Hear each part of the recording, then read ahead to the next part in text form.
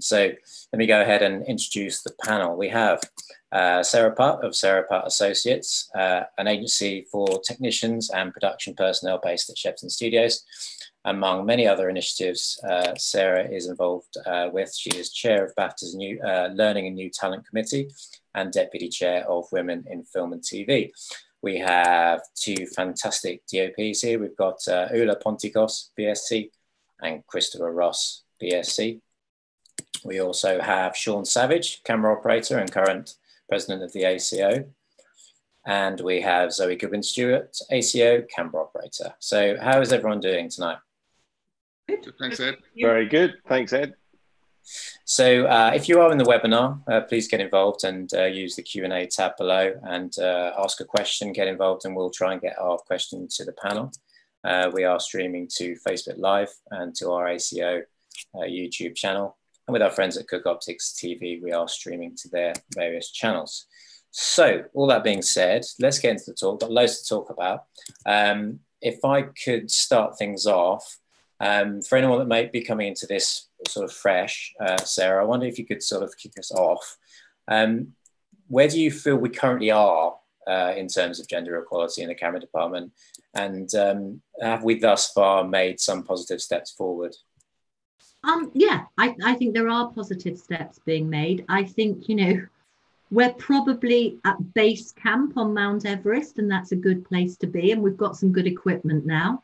We've still got to get to the top of Everest, so there's still a long way to go when you look at a lot of camera departments. But it does feel like there is an appetite, a proper appetite out there in all areas to initiate and really establish change. And I think there's been such a lot of talk for such a long time about what the problem is and where we are. It's really good to be having these conversations about the journey forwards and what needs to be done and what the practicalities around that are. That feels much more important now. How about you, Chris? Do you go along with that? Yeah, absolutely. I mean, I think there's been a real change from when I first started in the industry, and when I first joined the BSE, there was a huge discrepancy, a huge problem, and the problem has been eroded. And I think there's a process of evolution is happening within the camera department, but I think there's a long way to go. But I think it feels right now that there's a will to make some significant changes, which I think is a great start. Anyone else want to pick up? How about you, Zoe? And yeah, I think definitely it's a totally different world now for me than it was sort of 15, 17 years ago when I started as a lowly trainee and, you know, plying my wares. Like I described to Sean before, I didn't meet another female member of a camera department for probably the first 7 or 8 years of my career. So there's definite change. I don't think just from a kind of trainee going through the levels way, but actually seeing people like Ula, Kate Reed, you know, you see really great female DOPs now. And it means that the younger talent that's out there has something to aim for. Whereas before it was kind of like, oh yeah, you might go through the rungs of trainee for second AC, first AC, and then maybe, you know, get into your 30s and it taper off a bit. I don't know whether that was the truth for some. I know for some of my friends it was, but it's definitely changed, and it's great to walk onto a set now and I see more females in the camera department, whether it be 1 or 2. You know, it's great to feel less other. Let's put it that way. and I think and I hope that the culture around, you know, things like interviewing has changed. You know, I've been doing this 30 years, and in the first kind of couple of decades, certainly in the first decade of doing that, the female camera technicians I represented would regularly get asked questions in interviews about what they were going to do about childcare, which is just not a question a man would ever get asked.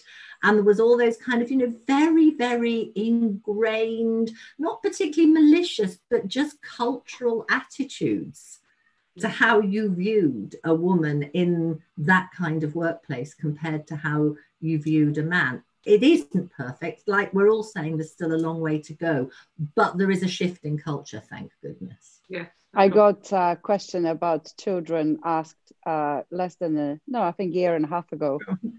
I was quite recent.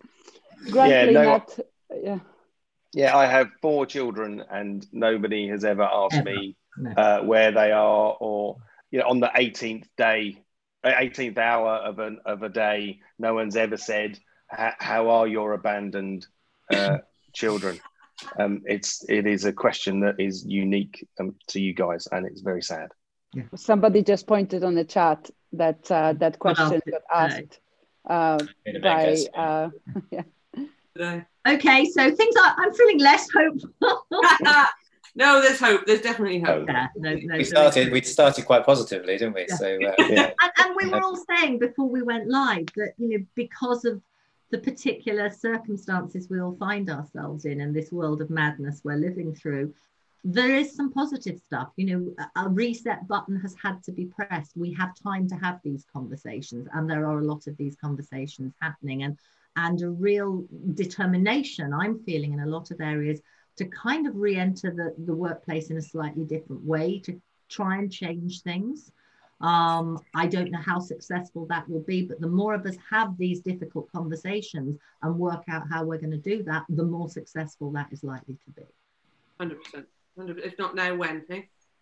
It's about education, isn't it? We need to educate at both ends of the spectrum, so that for the people that we want to bring through, women in film, especially to address the gender balance, but we need to give them the opportunity to be educated in film technique, camera technique, but we have to educate the older generation, that are sitting at the top of the tower. They need to be educated or re-educated, and they need to think about, they can't just choose the same crew all the time. We have to be progressive, and we have to move forward. Well, while I've got you there, Sean, I just wondered if I could put to you, obviously as ACO president, what we are doing, or what you're doing, what we're all doing.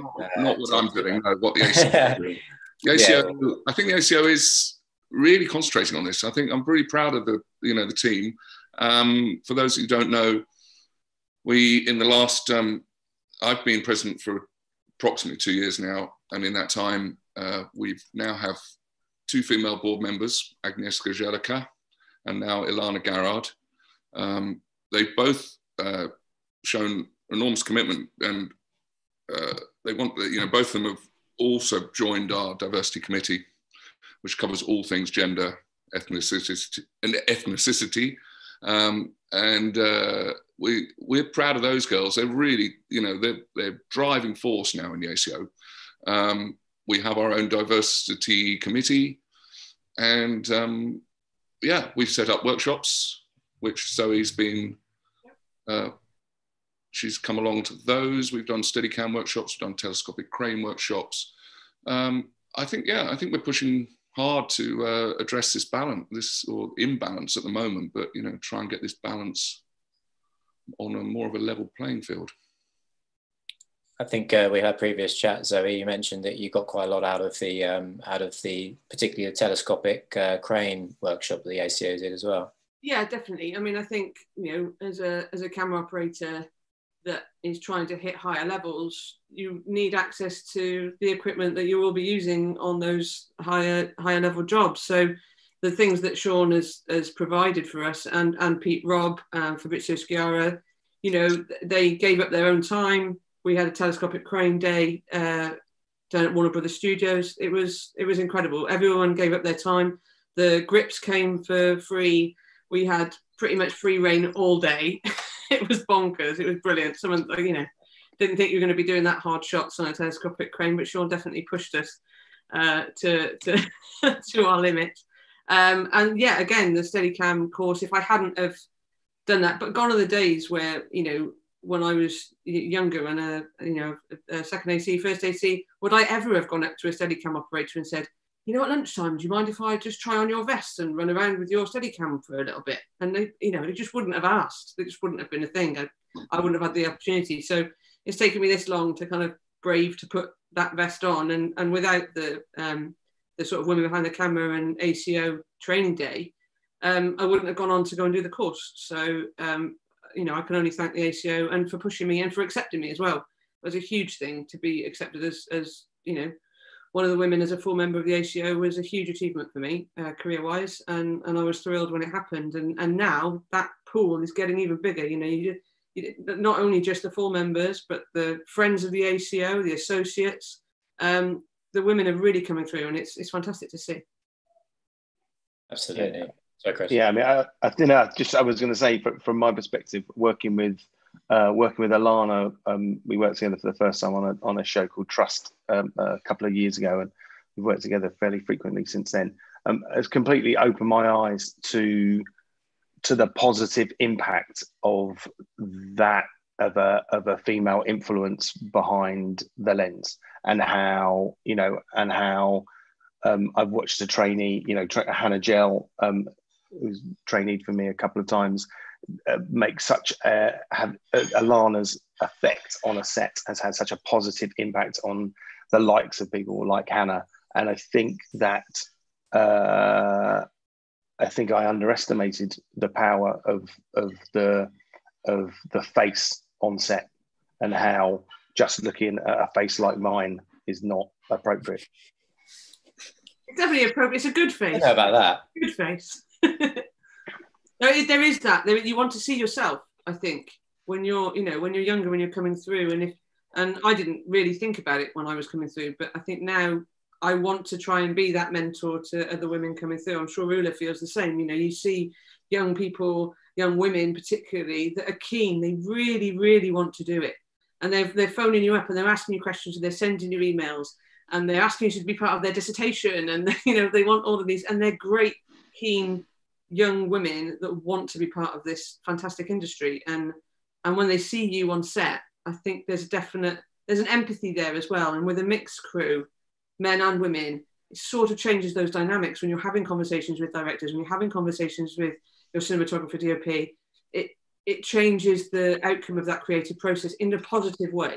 I've never seen it in a negative way. I think it just, like you say, it just changes the outcome into something really, really special. I mean, I was lucky enough to meet Sue Gibson and Nina Kalgren, who were both our tutors at the National, and Sue then became a president of BSC, and actually she's done an incredible body of work, and extremely I had a huge respect for her and her work and her achievement. And Nina still is a colleague and a real sort of supporter of careers, women's careers in the industry. And it's invaluable to have strong women role models to guide you through the upheavals of film industry. And having that collective, the same way as now Illuminatrix is working, collective of body of colleagues who can support you. And certainly in my work in other areas through BAFTA, through Women in Film, the power of mentoring schemes and buddying is huge. It's absolutely just feeling you have that person who you can go to, you can have those conversations with, you can be frank and honest about the challenges you're facing and the struggles you're having, which everybody, all of us do at various points in our career. And I think those mentoring schemes can be so useful.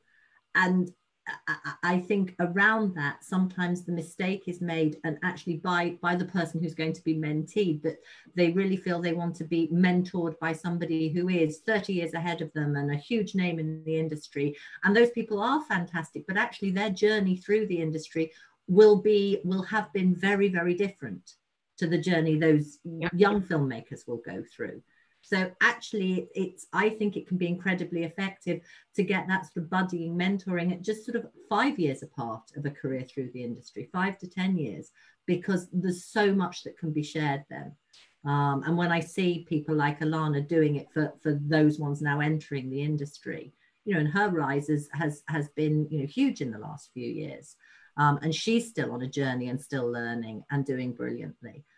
So I think it mustn't be underestimated that, trying to, as the ACO, really kind of help those communities gel and help those relationships or facilitate those relationships can be really important.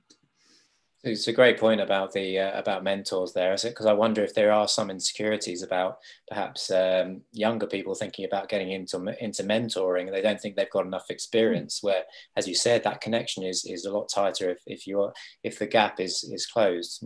Would you agree with that, Sean? Do you think? Oh, I think so. Yes. I mean, I think in general terms, both in the ACO and BSc, certainly in the ACO, we find that when we want operators from all experience, all levels of experience and ages to contribute on all sorts of levels, not just with mentoring. And I'm sure it's the same with younger DPs. You quite often think, well, I haven't done enough yet to be able to. But what they don't quite appreciate is we want to listen to their experiences at that point in time. We don't want them to be Oscar winners and then tell us how they won it. We want to hear every stage of this staircase they're climbing. No, we definitely want that. And yes, as Sarah says, it's so valuable because, of course, I will try and keep my finger on the pulse, but Ilana knows exactly what it feels like right now to be a woman in film, Steadicam operator in her 20s. She's always going to, she's going to know so much more about that than I am. So please, yes, please, we want knowledge from every level. Yeah, absolutely. And it will help because we can't, I suppose if you think that the older generation are running these associations, then yes, we need to be told. We can't assume, we want this powerful information. There are initiatives through the BFI Film Academy, and I've been a mentor to some people there, and gave various lectures, and also BAFTA crew, where people will come around and they look and they'll choose. I mean, people are responsible and they know who they want. When I was starting up, I've asked whether Seamus Mugabe was my mentor, as well as Chris Menges, because I've worked with him, but as well as other people sort of closer into the level of as ex-NFTS students. And I've approached quite a lot of people in different levels, because you find different rewards from different experiences. And I remember I was stalking somebody because this particular person finished the same school as a BA as I did, and I knew everything about him. And when I finally met him, he was a bit taken back by how much I knew about his role, because he was about 5 years after NFTS than I was. But he was my role model at the time, because he's going up. He used to be an assistant, then he was at Ravensbourne, then he was an assistant, then he went to NFTS, and I was like, wow, he's what I want to be. But I think people, my advice for it is that don't be afraid to reach out to whether organizations or individuals as well. And I always try to meet up and give my time as much as I can, although sometimes it's just not possible. But definitely involvement within the BFI Film Academy, I think, is something very commendable, and we can all lend our time to, and the BAFTA crew. Definitely. But we should just say at this point that both the BSc and the ACO have teamed up for the latest initiative, the latest BFI initiative, Screen Skills. And so, if you're listening in and you're looking for these mentors, go to Screen Skills, because we've all just signed up for it and we're really willing to help. Yeah, also that kind of leads into something called the business model of gender and diversity. It's called self-service monitoring. So basically, it's monitoring the way everyone's mentored, but it doesn't just mean it's a girl, so you need to be put with another woman. Studies have shown that actually senior men mentor junior women much more successfully, and vice versa, senior women to junior men. So as much as gender diversity is the thing, it may not be the answer to pair women with women all of the time, because people learn in different ways, and every human is different in the way that they learn, and the way that they speak, and the way that they kind of someone's learning process may be longer or shorter than someone else's, or they just get on with that person. And I think, yeah, self-service mentoring is a really great way to do it. And I'm hoping, I think the ACO and the BSc are kind of joining that loop. And what ends up happening is that will sort of beget itself. The groups will become wider because men will integrate with women more. Women will younger men will integrate with some more senior women in positions, and therefore all of those loops are sort of collaboratively. I can't think of the right term, but you know, it all begets itself and becomes a bigger pool. Everyone will know everybody, and those people won't necessarily form, oh, these are the group of women being mentored by women, these are the group of young men being mentored by young men. The mix is really important, I think. And the other great thing about the Green Skills mentoring is they give you as a mentor really good resources, because I think that's the other thing that sometimes stops people mentoring. You know, as you said, Sean, people feel they're not at the right stage of their careers, or they just feel, I see it with clients I look after. If I say to them, how about mentoring? They say, well, I wouldn't know how to do it. I wouldn't know how to structure it. So to get some kind of resources around how you go about mentoring, I think can also be really helpful. Yes, and I would like, I've yet to raise it with the BFI, but Jane's friend, BSc, he approached me to join this initiative. And because I've had the pleasure of some amazing, it used to be FT2 and then it was Skill Set. And now if I could list the names, I won't, there's too many, but they came as these young boys and girls, and now they're just extraordinary technicians within our industry. But I would like to take a step further and get involved with the sort of the criteria, you know, the choice criteria of how we pick these individuals. I want to, you know, it's all about the grassroots, isn't it? I want to get back to an earlier stage. It's not all, I prefer to almost go further back than just film graduates. Yeah. I want to catch these young people at a much earlier age, you know, when they, as we were saying just the other day, so we can introduce them to the world of film and say, you can work in film. It's not this mystery world that you'll never enter. So don't, you know, so write it off. No, catch them when they go to their secondary schools and start, you know, planting the seed then. And then I think, you know, when we talk about gender imbalance, I think then we can get really stuck in and we'll move away from the base camp, Sarah, and we'll get up to a few thousand feet above it. Absolutely. Yes, it's, yeah.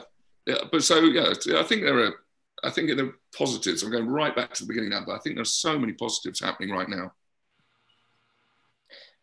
So just like to point out, we've posted the link to the Screen Skills mentoring scheme for cinematographers. Have a click on that link and check it out.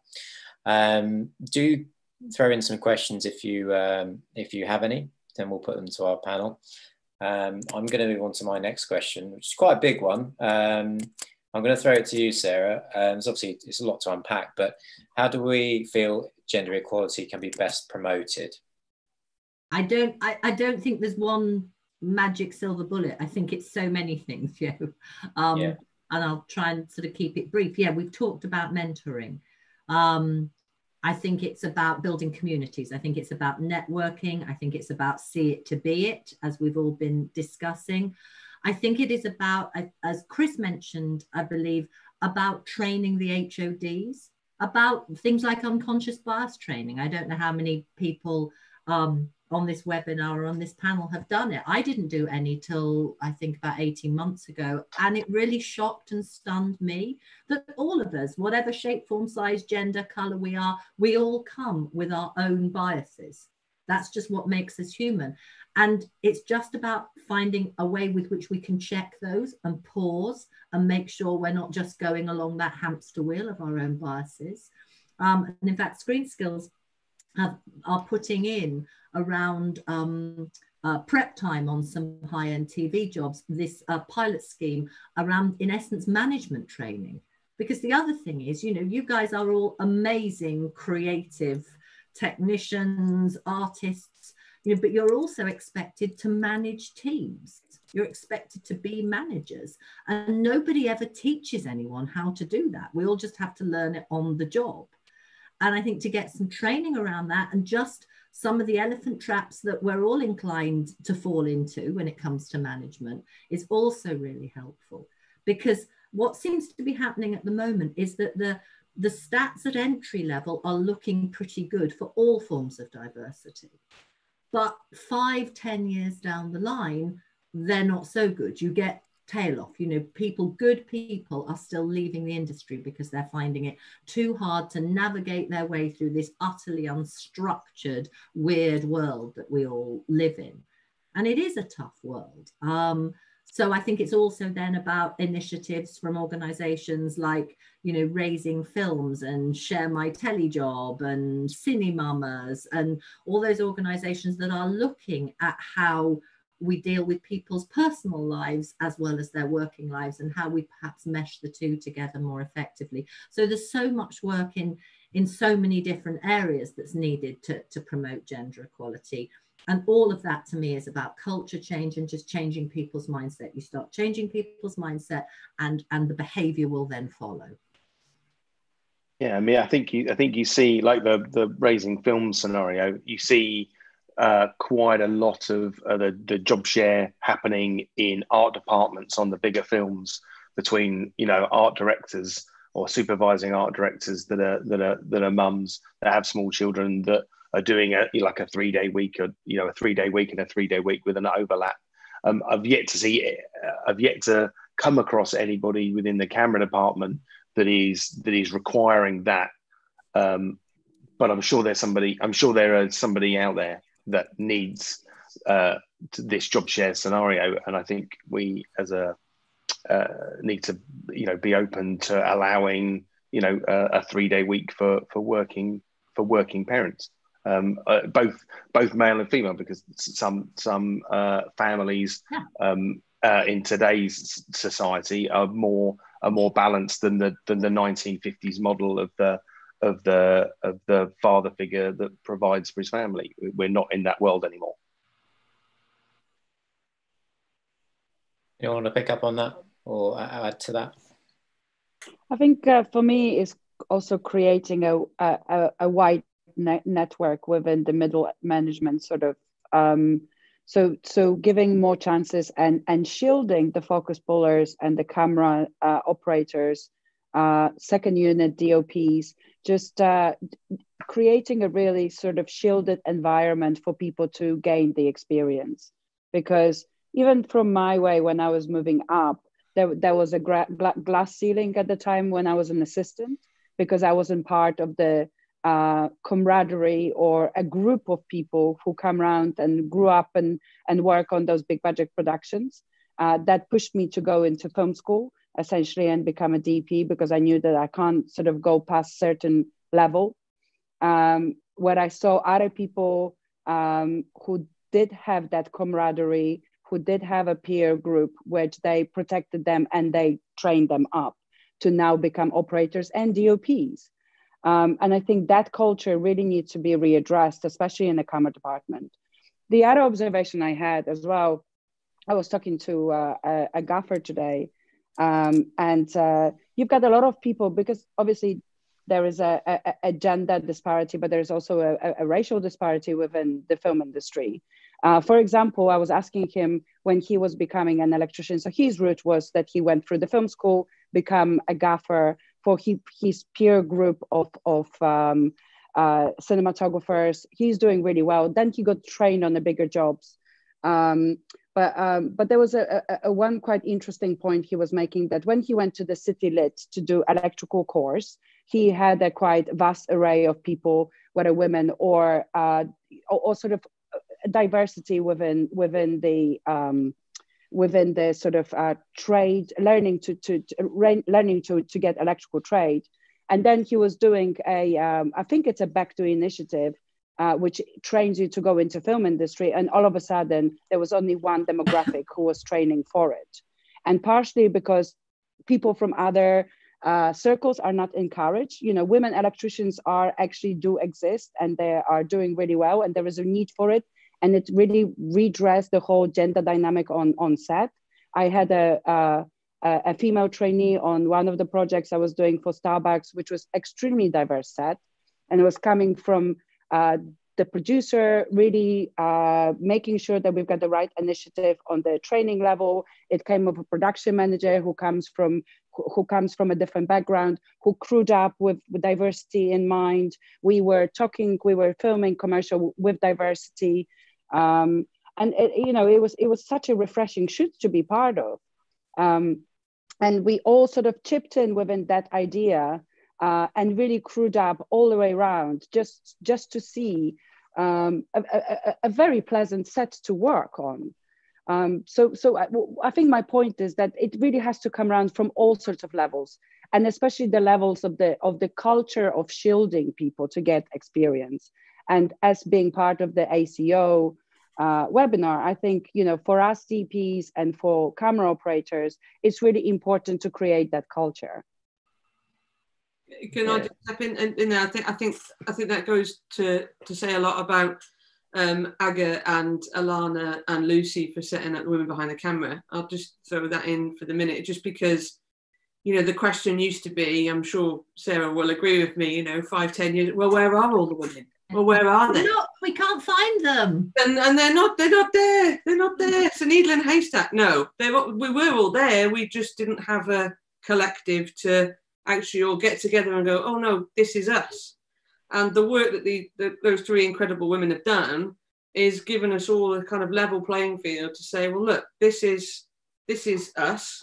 These are all the different diverse areas we work in. We've got aerial camera operators, DITs, grips, gaffers, lighting technicians, operators, training, everything you would need to fill a camera department. They're there, and they're good. They're really good. It's just, like you say, how can it be promoted? Well, hopefully we're doing it. Hopefully things like Women Behind the Camera is doing it. I know Primetime Network is another really great one that Victoria Hubble does.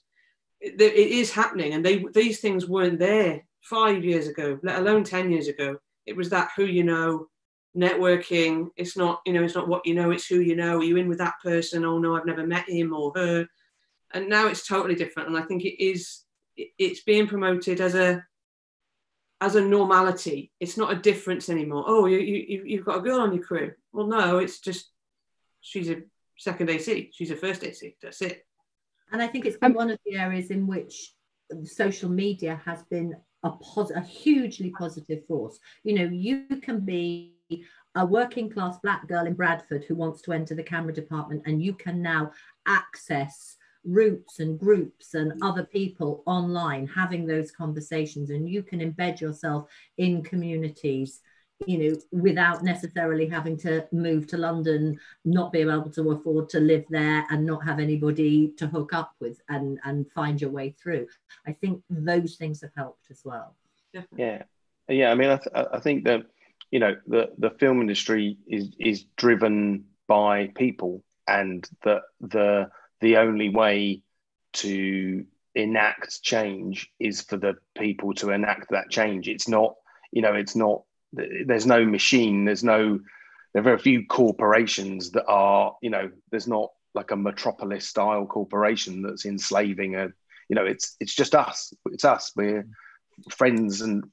We're a big family, and we need to spread the arms of our family wider, and we need to be more open to conversations, and we need to take more time to realize the repercussions of our decisions. It's very easy, it's quite a narcissistic industry. It's quite easy to be stuck in your bubble and make fast decisions, because you need to make fast decisions to get through a shooting day or to get through a prep, blah, blah, blah. And what we have to realize is that the fast decisions we make about a 6-week job have an implication for the next 5 years. And the more we can think about the implications of our decisions in a long-term way that they affect the family that is around us, I think the more we'll sleep at night, and the more we'll make good decisions. Yes, and COVID-19 accepted, I've obviously been in it almost longer than anyone here. And so we're, COVID-19 accepted, we were in an extraordinary situation for work in the UK. You know, the amount of positive productions coming from UK producers, but the immense amount of American projects coming to our shores, both features and episodic television, with great attitudes to, especially America. I admire the Americans especially for their, you know, their open attitude to employment, wanting balanced crews. When I started, you know, there were just the opportunities to work on a film or a TV show. It was such a challenge to even get to that point. So the people in underprivileged positions were, you know, their opportunities to even enter into that world was so restricted. Hopefully when we've got through all this terrible time, and I'm an optimist, so I believe that many of these productions will find their feet again, and, you know, hopefully in the next couple of years we'll be back up to full speed. That will also benefit, you know, what we're trying to achieve here, that steady, strong workflow from, you know, from this country, Europe, and especially the US. If I can make just a plea, just that I'm seeing a lot of on my travels through the industry, virtually or otherwise at the moment, is that to really kind of fight, as I know you guys will, to preserve the trainee role, because I think that is a role that is in danger in some quarters at the moment. I think a lot of people realize it's, you know, going to be even more important in some ways, and we also need to keep that talent pipeline open and flowing. But because there will be so few people on set, because the trainee role, not just in your department, but in many departments, is going to have to some degree in the short term be repurposed. It's about having intelligent and kind of blue sky thinking conversations around what that trainee role is going to look like, because that's also, there was such, I'd so agree with you, Sean, there was such a sort of volume of work. There was a really, really strong pipeline starting to come through. And yes, as somebody who runs our own trainee scheme, I am worried about our trainees. I'm worried about trainees generally, and just keeping that level of diversity within that pipeline going over the next year, 18 months, until we get back to some kind of, you know, pre-COVID normality. Yeah, so trainees, I mean, I suppose partly because I work on shows of a certain level of, you know, financial input budget. It's very interesting to hear you say that, Sarah. I will be fighting tooth and nail to keep my trainees. I mean, it's hard enough doing a 10-hour day where operators never leave the set anyway, without that sort of help from your second ACs and your trainees. I can't imagine. I know we're going to have to work a zone system maybe and what have you, but no, I for one won't be letting that erode. They are so important, and they're lovely to meet. You know, you meet such a lovely group of youngsters now. They're so excited, and I love when they bring that excitement to a film set. No, I for one will be protecting trainees' roles as hard as I can. I just want to add a point which Pete Kavikuchi said on the chat, which I completely agree, that we really have to concentrate on bringing women from BAME communities into the film industry, because as we're all seeing, we are very wide industry, and we really need to have more diverse behind the scene and in front of the scene. We can sort out the behind the scene and really get the outreach to have a diversity. And it was interesting because when I was growing up in New York before COVID happened and I had to come back, I was really trying to make an effort to have a quite diverse crew. We got pushed back, but the initial instinct for everyone who was in the production is to give me CVs of people who they knew, and we had to dig deeper and deeper and deeper, and we were slowly getting a crew, which I was happy about in case of diversity and inclusion, but it was a real effort to do so. And perhaps it was easier as a newcomer because I don't fall into the same comfort zone as I would do in UK. But it was really eye-opening for me at the time to just persevere and ask more questions and ask for more CVs. And people came around and they were fantastic. I think there are some great BAME groups similar to Women Behind the Camera, and there is diversity within Women Behind the Camera, and the Blacklist is another great resource for, you know, another question: where are they? Well, they're there. There's loads of very, very, very talented people of colour of both genders, and I think it's about, you know, if we go back to the promotion question, it's just about education. It's about educating people and saying, look, it's not just, you know, your 20 contacts that you have in your phone that you've been working with for the past 3 years. It's about saying, you know, here is another group of people that are equally as talented, equally as good, and actually, do you know what, can maybe give you a different creative process, maybe help you in a different way, and you get to see something in a different way. And that's part of what we do, isn't it? Part of what we do is looking through a lens and telling a story. And if we only tell our own story, we're never going to learn anything.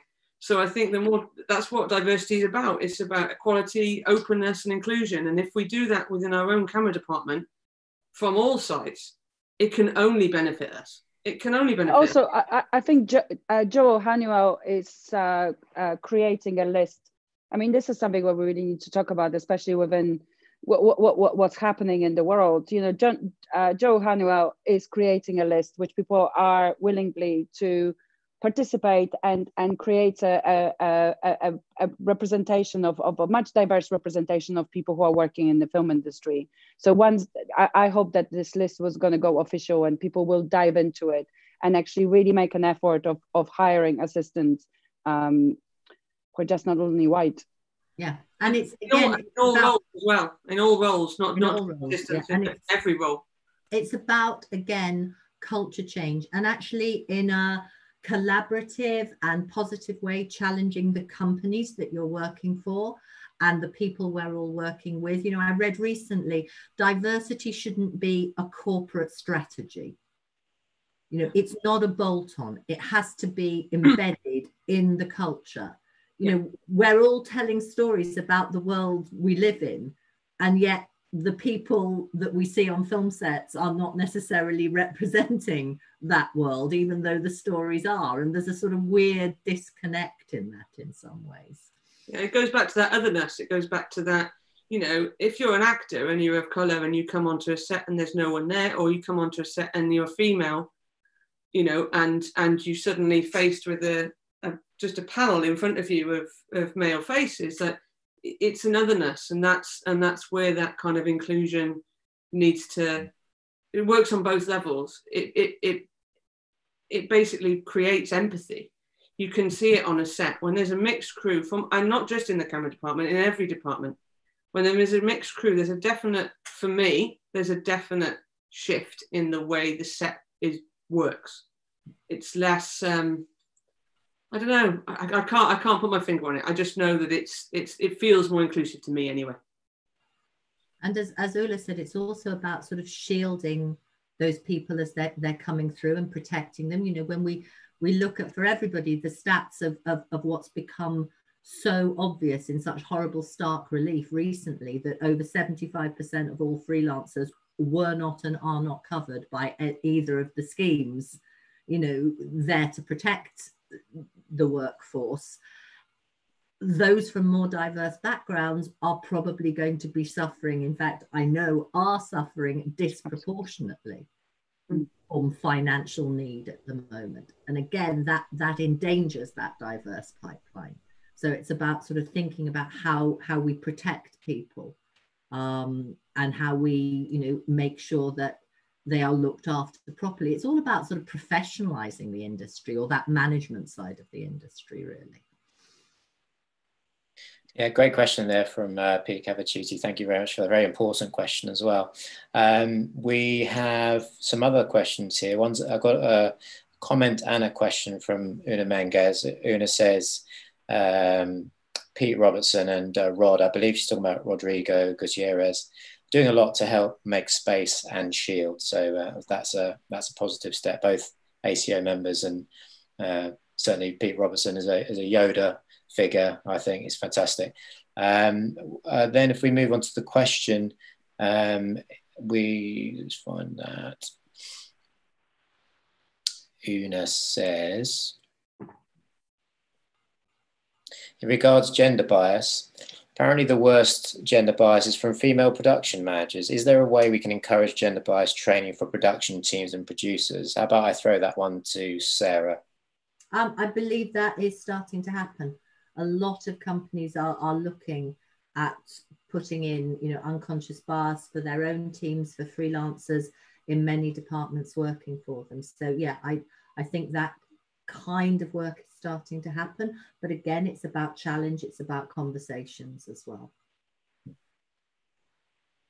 I wonder why does that happen though? Why is it because I wouldn't say it always happens. I think because as Zoe said, people are people. There are some women who are hugely supportive of other women, amazingly supportive in production teams. And there are some that aren't so much. Are they under pressure from maybe men above them that expect them to behave, or have in the past expected them to behave in a certain way? I think there is a perception of that. I'm not sure that's the reality, but yes, Sean, I think there's probably a perception that, that is not the way they should get on. They mustn't, ripple the waters or whatever. No, it's a generational thing. Yes. It's an interesting one. The most, I have to be honest, and 100% honest, because that's what this AGA promised I would be. But the most pushback I've ever felt in my career has gone from female production managers. I don't know what it is. I don't know whether it's that whole alpha female thing, which used to be a thing, which isn't now, because we have these conversations and we have more gender equality.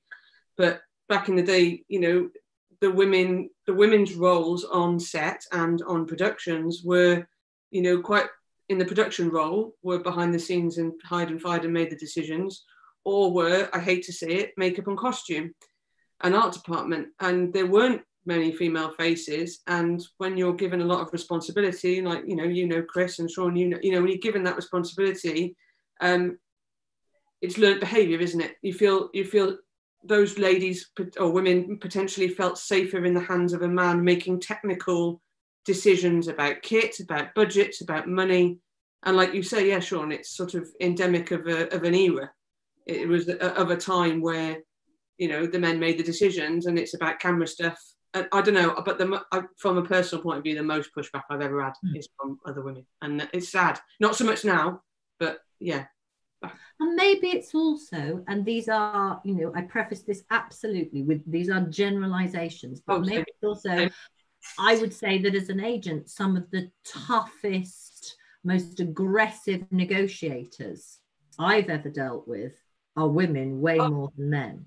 And maybe it's that for women of a certain generation in production departments have felt they almost had to mimic aggressive behavior that they'd seen around them, and that was how they would gain status in their department and be able to rise through the ranks. And that actually, bizarrely, it came from a place of fear as much as anything else. I'm not defending it, but I think there are all sorts of complicated reasons, and I hope we are moving out of that now. No, I agree, and I think it is a lot about how it's broadcast to us. If you see a female prime minister or something, that not defending Margaret Thatcher, but she was always shrill, she was always shouting, she was always argumentative. But what was she wearing? What was this? It's projected everywhere we see it, and unconscious bias training is about that. And I think things like that really are kind of culling that. And it is uncomfortable to do unconscious bias training. It's a horrible feeling, but it's definitely needed on all levels for everybody. Yeah. It's fascinating. Yeah, I know that the Digital Orchard Foundation are putting together like a camera department specific initiative of pushing unconscious bias training to be a part of production training before we begin. It's funny, you work on a studio film, you'll have bullying and harassment training, you would have you'll have health and safety training, like a day's worth of stuff. If you're in the electrical department, you'll be sent away to do a day's worth of training with machinery. if you're going to certain countries, you'll get like anti-corruption training, and this just is a thing that we should be insisting on all departments sitting and having a 3 hour or a half day session, whatever's required to crack the key to our own personal unconscious bias. Because I think if you don't have if you're unaware of the decisions that you're making, you can't lead yourself to a better place. I think it's essential that we enforce the training. If it's important to not bully people and not run people over with a scissor lift, it's important to also go to work with a level mind, or as level a mind as possible. I must say that we did, as a part of the BAFTA film committee, we had to take unconscious bias training, and it was brilliant. It was a BIFA one, which was organized. But the only problem with unconscious bias is that it assumes that people are willing to change. And I think there are people who aren't. And I think in these ways, and this is the sort of dialogue I have with myself, it's whether the quota is a good thing or not. So like BFI says that to fulfill and be nominated for BAFTA Film Awards and the BIFA Awards, you have to fulfill certain parts of the diversity standards, which might get toughened at the moment. There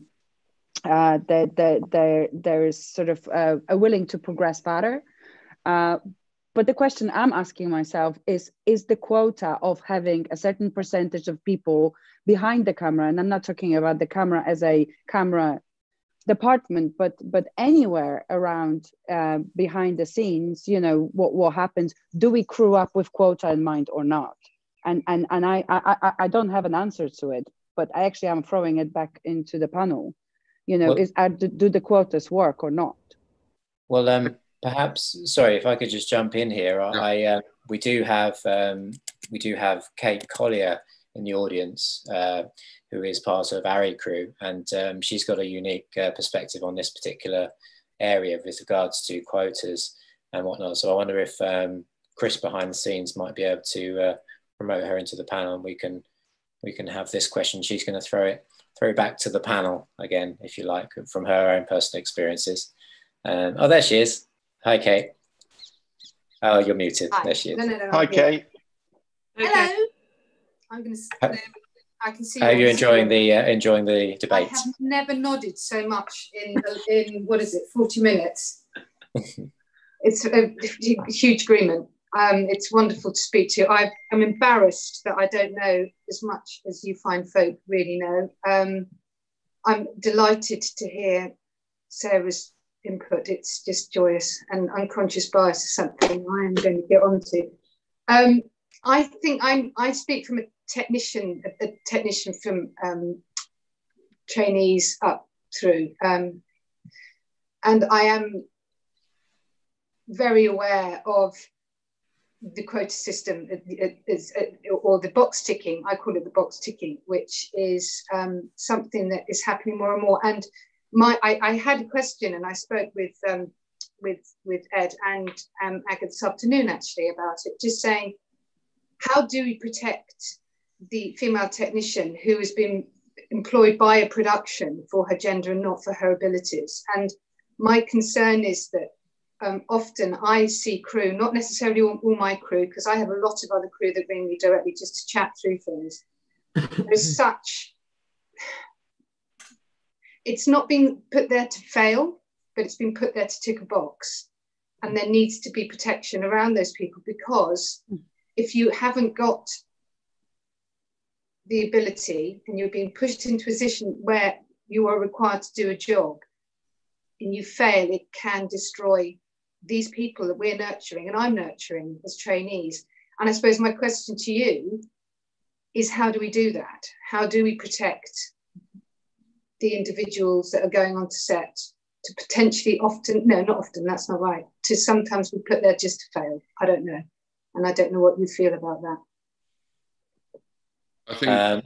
I think sure. Quotas, anything that can redress the balance, Kate, has to be viewed as positive. If I've had that situation on my crews, and I'm delighted to accept them, and I immediately, you know, I understand their nervousness, you know, their fear that we're going to chop them down. But also, you know, I obviously think that if they weren't on my team, what team would they be on? And yes, they're to fail. You know, they're just set for a fall.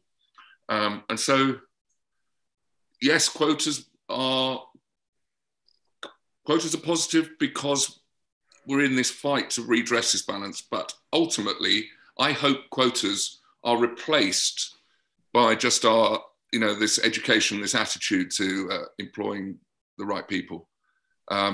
I agree. I'd like to think, if this is not too much of a bold, but I'd like to think quota situation is a temporary situation, and the sooner we can make it just a fair thing for everyone, the better. I was on a reasonable size or a big size picture, 2 female producers, they approached myself and the other operator months in advance, and it was a completely unpressurized conversation.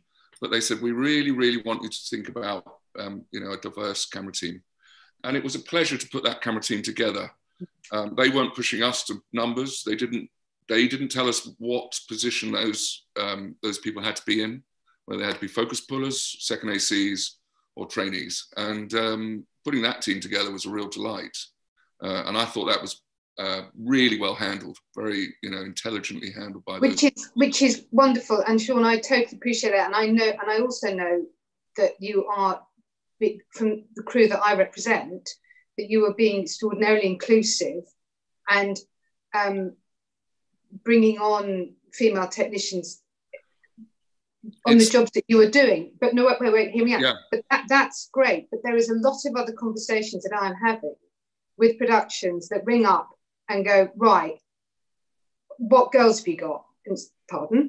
And it's this very kind of, I need to, quick, we need to get this person on set. And it's not necessarily,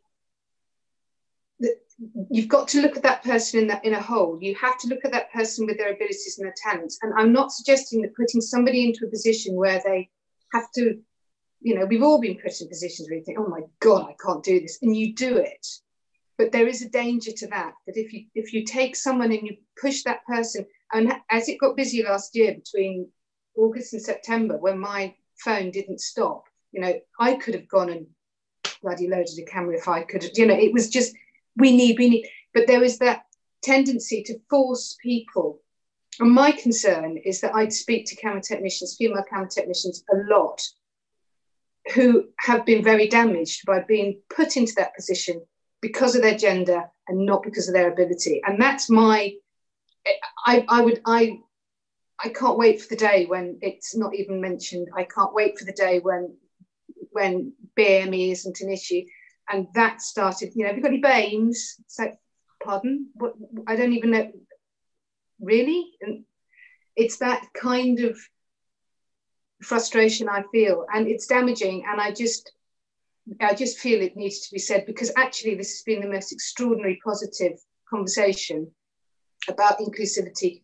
And honestly, to be honest, Ed, I thought this bit is not about me. This is all about the positivity, and it has been positive, but there are negatives, and I just felt it. I needed to just. I would completely agree, Kate. You know, and I've had it, and I'm sure all of us have had it. I think it's about pushback. I think it's about pushing back at heads of production, having intelligent, sensible conversations with heads of production.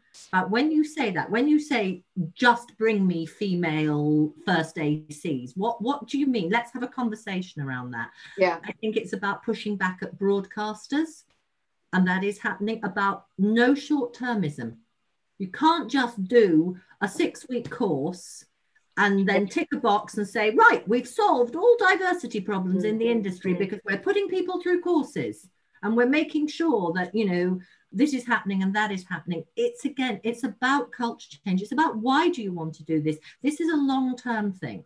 Let's build this up. Let's support and nurture that talent. I do think at the moment there is an understanding that, you know, the freelance talent in this country is not being properly supported financially, emotionally. You know, the work that the Film and TV Charity did That shocking report around mental health. Yeah. And, you know, how difficult an awful lot of people find working in this industry. You know, men, women, black, white, you know, so many people find it hard. But it is about saying to broadcasters, to platforms, and I think certain of the platforms are really getting this right. They're absolutely understanding this is a long-term investment in talent. And I think it's all of our responsibility for those of us in more senior positions, wherever we may be working, to say, yes, we want this to happen, but you mustn't over-promote, you must support, and you must have long-term strategies. Absolutely. And can I just say something there? The research that I explained to the panel earlier, I tried to do a lot of research into gender diversity within our industry, and especially the camera department. Unfortunately, nothing's really been done since sort of 2016. So it's, you know, no one wants to hear facts and figures and numbers. But in the business world, which can, you know, we can learn things from that. It's taken 5 years for some companies that have signed up to a diversity charter to really see the benefits of employing BAME, females, LGBTQI community, you know, real change, not just to, you know, people's career progressions, but to the output of their products and services, to actually how their well-being, their mental health, the empathy you feel when you go into a workplace because you see other people of your gender, of your colour, of your sexual orientation, whatever it might be. It becomes bigger than that. So when you're saying about, I don't want to be employed ever because I'm a woman, right? And because I tick a box, that makes me feel like crap. I don't want that. I want to be employed because someone's seen my work, or someone said something to someone else and said, you know, she's really good, or she's got a nice eye, or her craft is good. That's what you want. You know, you want meritocracy. And we have to try as the ACO, the BSC, BFI, everyone together, every crewing company in the country, to try and push people forward into the roles A, they can do at that level, and B, some form of mentoring training scheme, like, you know, like we've been talking about prior, because those, then I keep saying the same phrase, but it will beget itself. You see like for like, and it will expand exponentially. And in some of this research I've been doing in the 5 years that these businesses have been doing diversity and inclusion and doing equality, openness and inclusion within their departments and all levels, it's just shot through the roof. Profitability and your feeling of worth. You don't want anyone to feel worthless when they go on set or go home at the end of the day. It's not worth it. We should love what we do. You know, may I just say, it's my first broadcast job was for Channel 4 with a director called Charles Martin, and he really wanted me to get a job, and the Channel 4 was a little bit worried that I don't have an experience. It was I got interviewed by producer Chris and line producer Magali, and I remember that was at BAFTA, and they all said, fine, we're going to hire her and we're going to give her a chance. And every single one of those persons, the line producer, the producer, and the director, were there to support me. And they hired and surrounded me by the team. And it was great job. It was easy job. And I gave all, you know, when you have a culture of protection, these jobs are not difficult, but there was every single one of them stood behind the decision and said, we are there to help her. And because we believe that she has something to offer. And it was fantastic. And we, you know, I've become a really good friends with the director. I'm still in contact with the producer, and you know, it's not that you are outside and being hired and you go too high. It's about a culture to protect you, that when you get given this opportunity, you get supported, because you can't do these things on your own. And it's the same with assistants. If you throw an assistant into a situation, but you don't have a culture on set to protect that assistant, he or she is going to get screwed up. And they're going to get damaged. But if you have a comfortable set where everyone will shield them and say, we're going to help you. Okay, you've made the mistake, and cover for it.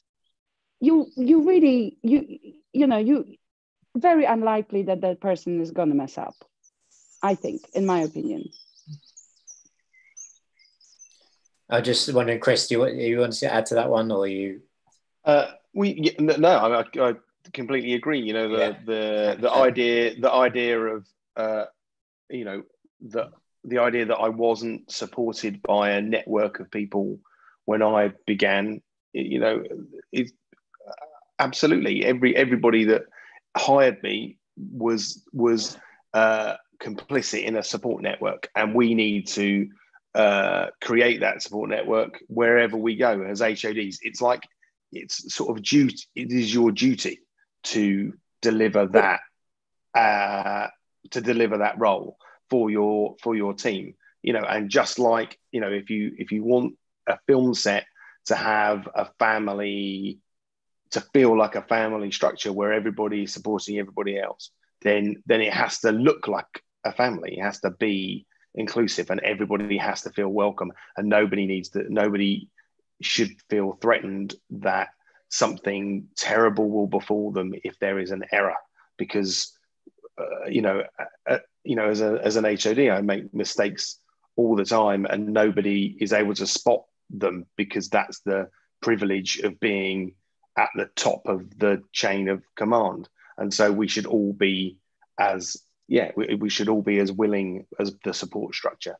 When you're on set, when you're being tested by everyone around you, it really shows. And I've been in situations like that, and that is stressful, and that's very damaging to your mental health. But if you have a crew around you who shield you from it, you're doing it together. It's fine.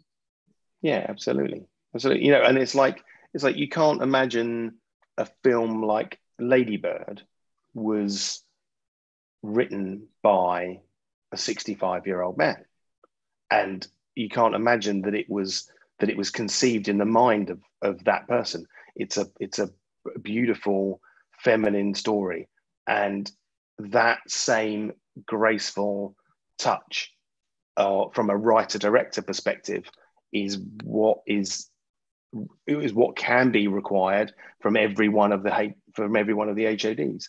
The thought that to wield a camera or to lift a sky panel, there's some level of machismo involved, is just a fallacy. And unfortunately, there's still a section of the industry that thinks that way, and it needs to change, because camera operating and lighting are delicate, graceful works of artistry, and anyone can do it. And should be doing it. Agreed. Fantastic. Thank you very much, Kate, for that fantastic question there. And thanks for popping out and getting involved. Really appreciate it. We're going to slip you back into the... Please do. Delighted. into the audience now. Bye, Kate. Bye, Kate. Take care. Fantastic. Got a couple more questions here. We've got one from... Can I raise something, Ed? Yes, of course.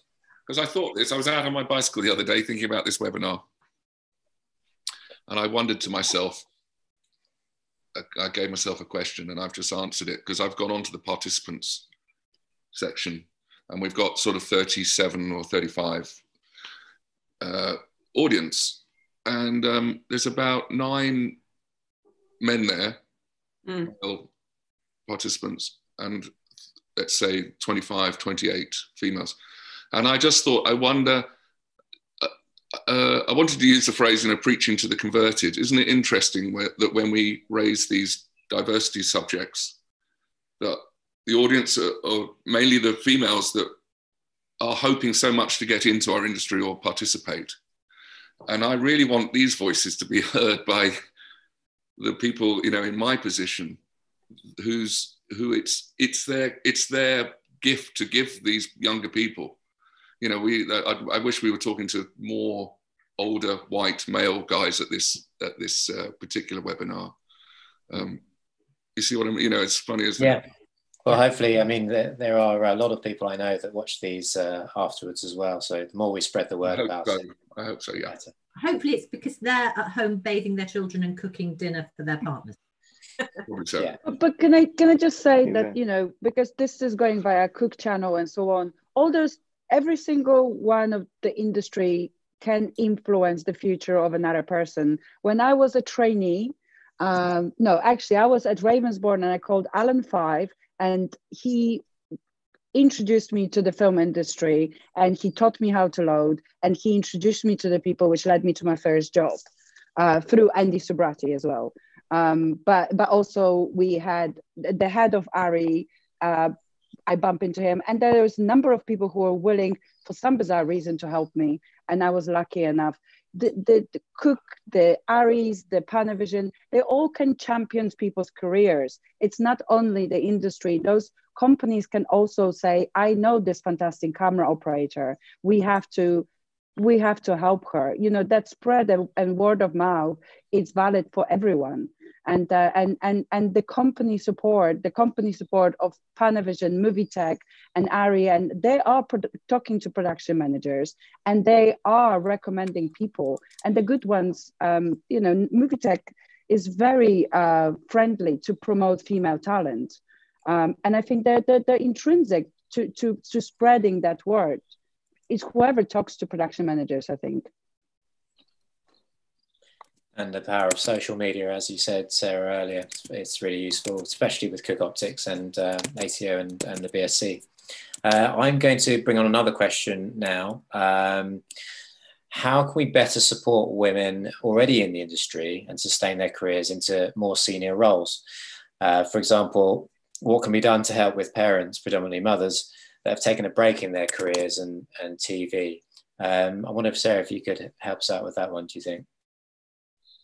Oh, again, I think there are lots of potential answers to that. I think there are now some very good, if we're taking people who've maybe taken a career break, there are some very good return to work schemes now being run by Raising Films, by Narain Kemp at Film London, and I'm sure there are many others. Those are just two that I think of, to kind of slightly turbo boost people's networks again. I think a lot of this is about welcoming people back into networks, or making sure they never leave those networks, even if they're taking some time out. I think, again, it's conversations about accepting. And interestingly, as the industry pre-COVID became extremely busy and really frenetic, and people were kind of almost burning out because it was so busy, it became actually ironically much more acceptable for people then to kind of take 3-6 months, whatever it was, out to do something else. And I think it's a responsibility on all of us, you know, male and female, to look at our work-life balance and to create a culture in which it is acceptable that you are very talented, you bring a great deal to the table, but you don't work 11.5 months out of every 12. Because again, you know, as creative artists, by going and living lives and experiencing other things, you bring something back to the industry, you bring something back to your photography as well. So I think it's about those conversations. I think sometimes it's about retraining and re-embedding people into networks they've maybe slipped out of.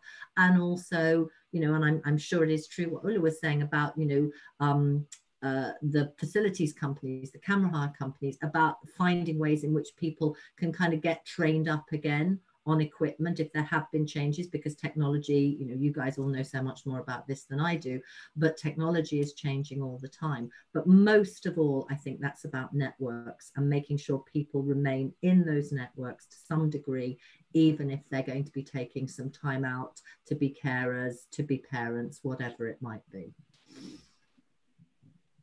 And I think petitions to have, I forgot the word for it, where you've got the on set? Yeah, exactly. Yeah. I think that's such a fantastic idea. I mean, once upon, because my offices are based at Shepperton Studios, and I was literally able to be a mum myself, because at that stage there was a creche at Shepperton, which was amazing. And, you know, unfortunately, they decided in the end it didn't make enough money and it was shut down. But to have those kind of facilities, you know, in studios, would be a great start. But it's about getting people to look at the economics of that and somehow support that. Working hours as well is yeah, as you say, the would be need to be addressed as well. Well, job share, I think is what we start bringing the culture of a job share. Yeah. And I don't see the reason, especially on the level of you know, on many levels you can do it. A lot to do is with the sort of idea that you have to you know, you have to be everything, and you have to, you know, you have to fulfill that role, because otherwise, if you job share, it makes you weaker. It's a lot of ego, which you sort of one puts upon themselves because of the industry pressure. But I really don't see the reason why that couldn't be more promoted. And also, even if you're not necessarily, it's not going to work out that way, as DPs, as operators, perhaps have that conversation with production managers, with line producers, of, you know, you're thinking of this, you know, you might be interested in one of the roles in the crew being a job share role. And now, because of organizations like Cine Mamas, Raising Films, Share My Telly Job, it's again, there are people out there wanting to do that. It's just about making that connection and talking about it. I think, you know, so this is like a really good point, that when you start crewing up as a head of department, you do approach the coordinator, the production manager, and said, or your camera operator or whoever, I am open on this job, I am open to a job share. Why don't we look out and actually figure out if there is anyone interested in it? Yeah. And then figure it, you know, and then sort of crew up with that in mind. I mean, that's a really simple change, and I think we can totally make it. And to be honest, I wasn't even thinking about it until quite recently, through the Back to Participation and the various sort of events about diversity, listening to people and their needs. Chris, I wonder if I could just throw the first part of that question back to you, and how do you think we can support the transition of women into more senior roles from your perspective? Well, I think, like we've touched on before, it's about shielding and creating the opportunities. I mean, I definitely have seen that you know, from a trainee perspective, you know, at the trainee level, it's a kind of often a pretty much a 50-50 split between male and female trainees. And then as you move up the ranks from clapper loader to focus puller to operator, the percentage of male to female drops significantly, and then up to DP. Obviously, I never, occasionally hire DP, but very rarely. And so I guess it's from the perspective of the HOD, and I think it needs to, as an HOD of the camera department and of the lighting department and of the grip department, I think the onus falls on us to be aware of the choices that we make, and to question all of those choices, and rather than making simple, easy choices that are convenient, to make more complex ones, and to have a view to diversity in every direction, and to be supportive in every direction. So yeah, if you've had a clapper loader that's been working in your team for 5 years, you know, the commercials, the smaller projects need to go to that person.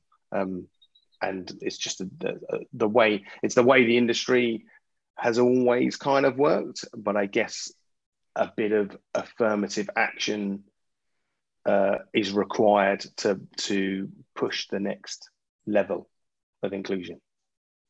I want to add that I think it's Greg Fraser who did something which I found extremely commendable and right in many level. He did Kate Arismendi a role as a second unit DOP on Dune, and she's incredible cinematographer. But you know, this is where the apprenticeship actually can happen on a level that you do have a huge budget production and you hire somebody on a second unit as a cinematographer, and you cherish this diversity. I mean, I haven't seen that before, because normally I've been occupied by the second unit director of photography who are coming through the ranks and specializing just on that. But then on June, you have also other units which will be specializing in visual effects and will be specializing in stunts and so on. So in productions like that, you can definitely bring people and bring the sort of talented cinematographers to train up on a huge budget productions. Right, so how are we getting on? We're 10 minutes away from the end. Let's just get another question from the Q&A.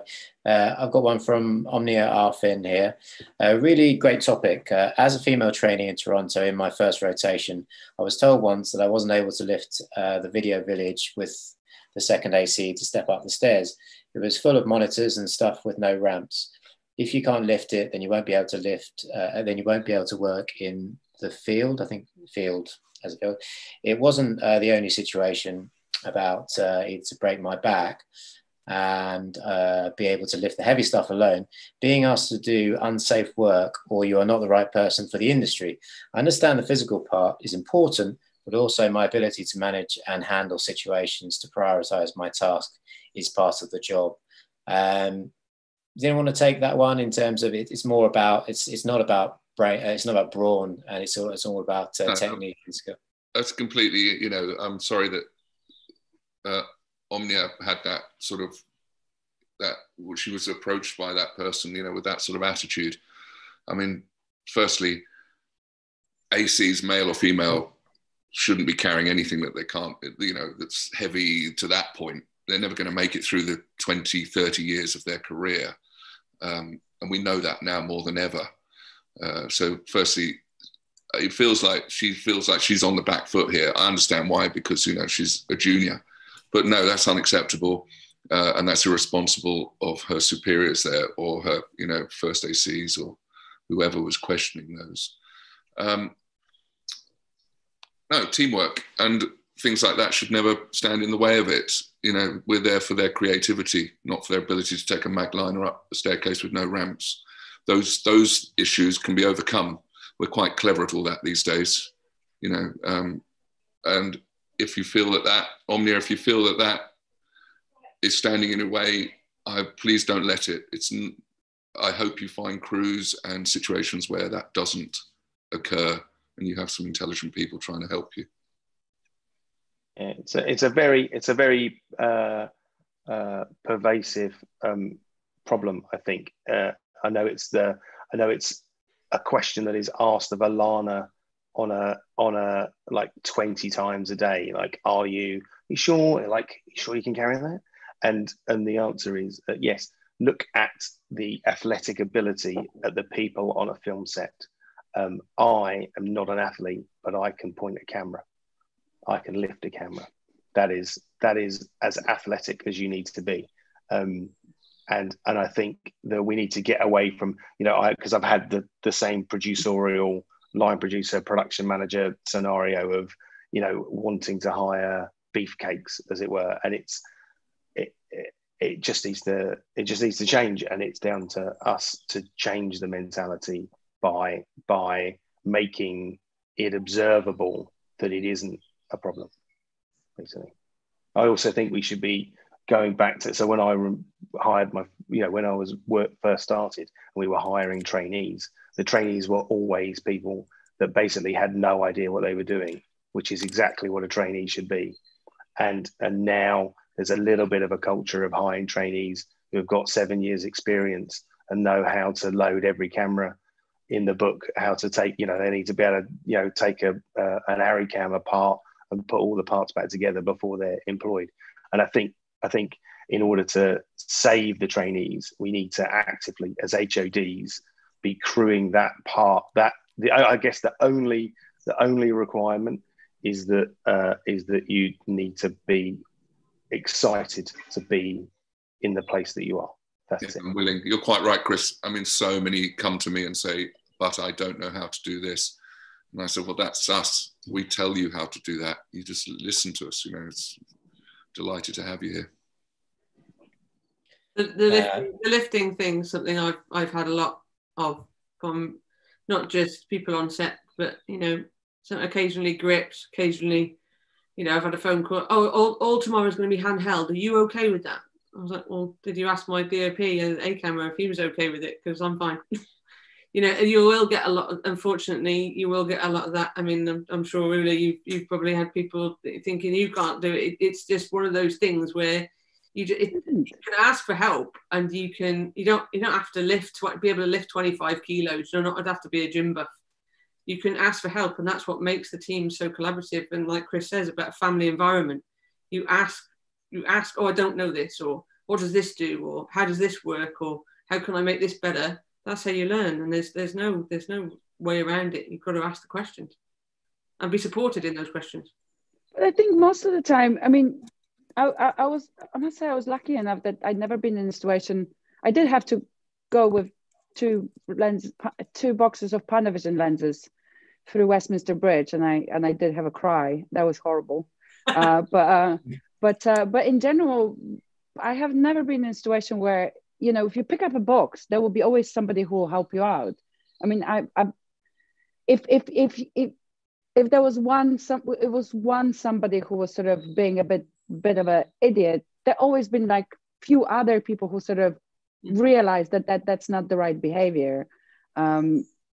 Which film industry can be extremely collaborative as well, and you do have supportive crew, and people really want to do this job. So it's very unlucky, I would say.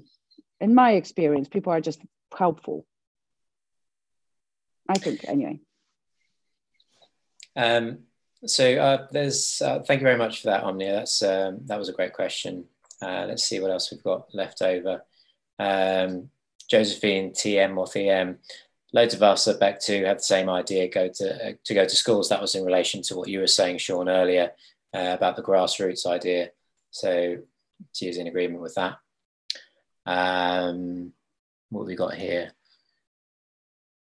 I think we might have to wrap it up, if I'm honest. We're 2 minutes away. Is there any closing thoughts that anyone has about their sort of a little snippet of their vision of the future or the way forward with all this?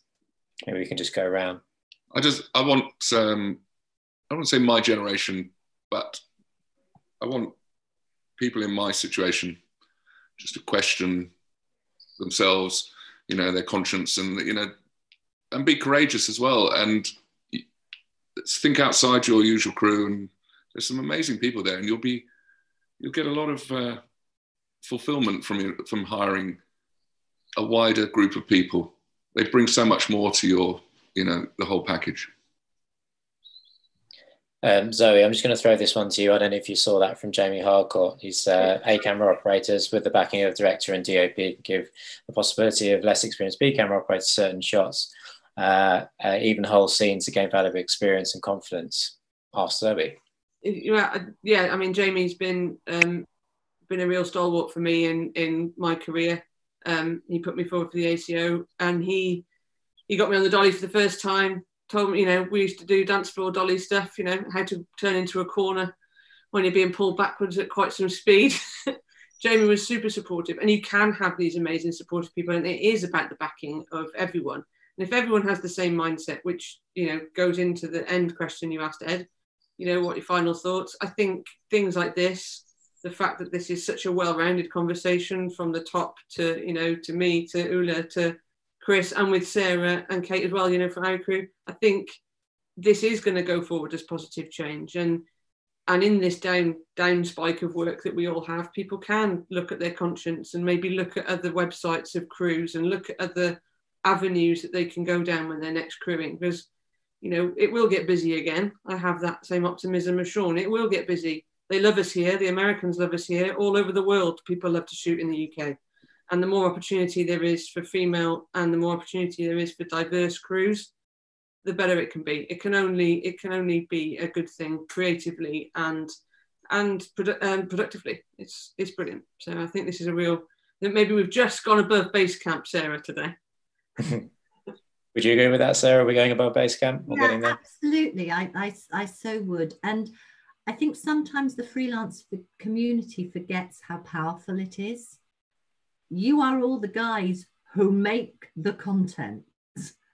Without you, the industry doesn't exist. And the more these conversations happen and the more there is collaboration, not just within the camera department, but bring production people into these conversations, bring other departments into these conversations. The more a freelance community is determined to change its own industry, the more that will happen. You know, all things are possible. Chris, any closing remarks? Oh, put you on the spot now. On that, yeah, put me on the spot. My experience is you know, doesn't equip me for the experiences that Zoe and Ulla and the other members of the film crew are dealing with. And so I've always wanted to run my team as a family. I like to work with the same crew members over, you know, I've worked with the same grip for 18 years. And I feel like if we can embrace our arms wider and make a bigger, broader, more diverse, more inclusive family, I think that film sets and the stories that they tell and the way that they operate will be a much more enjoyable place. And will reflect society in a way that they don't reflect right now. 100%. Ulla? Well, there's so many thoughts in my mind. Last 2 weeks have been really quite sort of emotional, I would say. And I came to UK sort of trying to find myself, and I had so much kindness given to me, and also, you know, not everything has been easy. And at the moment, I'm trying to figure out how I can reach out and keep opening my mind to more diversity, and not only gender diversity, but really start listening to organizations which come around with an entirely different viewpoint, and combine that way of thinking, combine some sort of peer groups where we can really change the industry from within, and have a much less wide group of filmmakers listen to how to support the industry on the racial diversity, and that's been really on my mind, and I can't really quite say it eloquent enough, but that's why I've been doing a lot of research over the last few weeks and listening to amazing people. And Pete's recent sort of post, because we're creating a diversity group, has been really mind-opening. I'm also reading books, and it's just, I think we also need to open it up, not only on a gender level. That there really is a more metal. It's just all sort of sitting in my head at the moment, and we just need to reach out and ask right questions and hear the answers. That's what I feel we really ought to do, and this is the time where we can do it. So I would like to see more relationship with BAME community in the film industry. 100%. I agree. Amen to that, absolutely. And so thank you to everyone who's been on the webinar today. I'd also like to say very big thanks to Aga Shaliga, who has basically spent the last 4 or 5 weeks planning this with me, and she's really the mastermind behind this webinar. So thank you to Aga, and she says that we're moving to the next sort of conversation, which is more towards ethnic diversity. So that's the next one that we're going to tackle on this subject. So again, thank you everyone. Thank you Zoe, thank you Sean, Sarah, Ulla, and Christopher, and stay safe. And thank you, Aga. Thank you. Thank you, Aga. Thank you, Ed. And Ed. Cheers. Thank you, everyone.